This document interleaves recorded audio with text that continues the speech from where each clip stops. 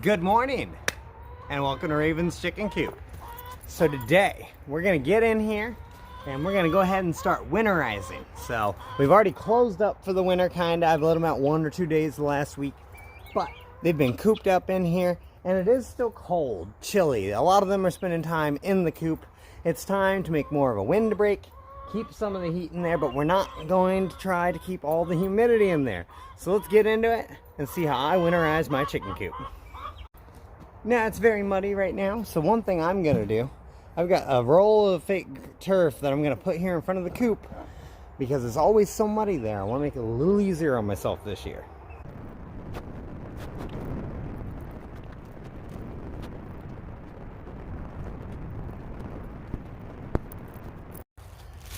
The next thing I'm gonna do is I'm gonna wrap two of the 3 sides of my run. Just 2 of the 3. You'll probably, possibly have noticed some of these 2x4s during the year. Those are from the tarp that was on there last year. So I'll show you how I secure tarps and stuff onto the side here so you understand how to do it. So I'm doing this one in a couple stages. This is only 4-foot sheet.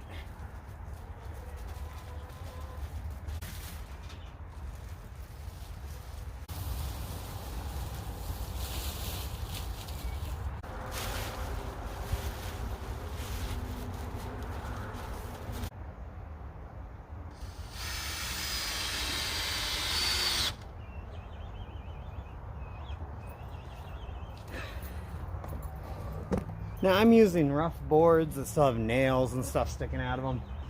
If you can use cleaned up boards, even better for you. You don't have to worry about the length of your screws. But now we're just going to do this a second time, coming from the top. So we'll go ahead and cut this off, and then we'll go around the top. Now when I do the second half, this is a vent. I am not covering that vent. This is a vent. Don't cover it. If you have a vent there, don't cover it.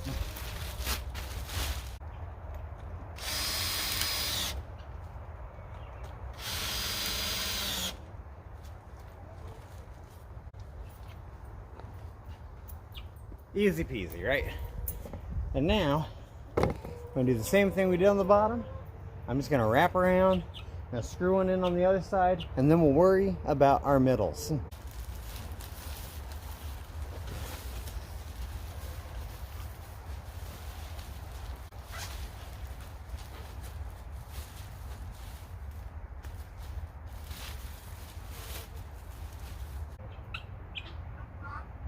So keep any extra you have for repairs through the winter.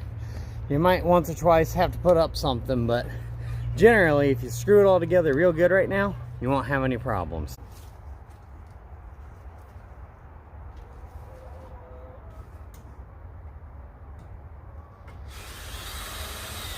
I'm gonna remove this board, get this under it, put that board back on.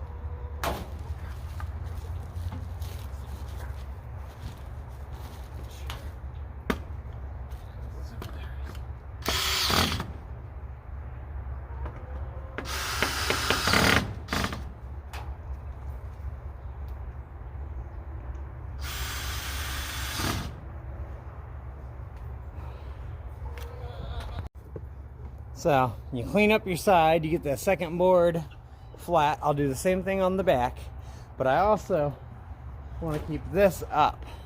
So I'm going to put in a small board. It doesn't really have to be a super long one. The longer and more secure it is, the better it's going to be. But we do what we have to. So basically, this is what the inside of the coop looks like. The two sides, remember. Because I still have one side completely open to the air, but it has a physical wind block there. Even though there's a tunnel of air going by, it ain't going to let direct wind into the chickens when they're in here hanging out on their preening bar and chillaxing at the drink cooler. So now let's talk about windows. Now this one got me my first snowfall after I built this coop. This window here and this window here are just low enough on the coop. We still got ventilation all above it, especially along the front here. This entire front of that coop is ventilated. But these two windows are just short enough to let air in.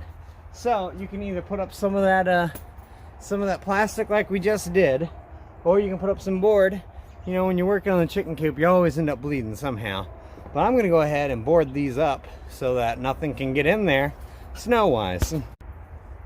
So now, boarded up the two low windows. But again, there's still ventilation on that side. It's a little under the tarp that covers my roof right now. And then I have all that ventilation on the front, and all even more of that ventilation up here on the front of the hen house. So when it really comes down to it, the important things we're going to do,